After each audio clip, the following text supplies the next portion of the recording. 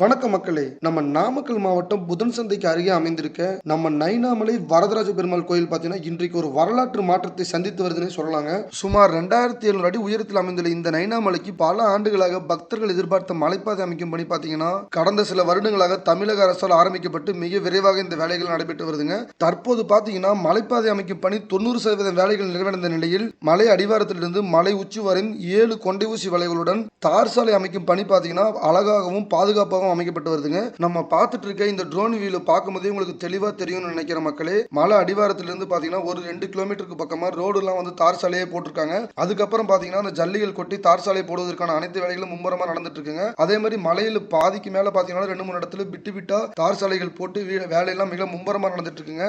நம்ம நைனாமலையோட மலைப்பாதை பாத்தீங்கன்னா தோராயமாக 7 ஹேர்பின் பென்ஸ், அதாவது 7 கொண்டை ஊசி வளைவுகள் இருக்க மாதிரி மலைப்பாதை வடிவமைச்சிருக்கிறதா சொல்லியிருக்காங்க.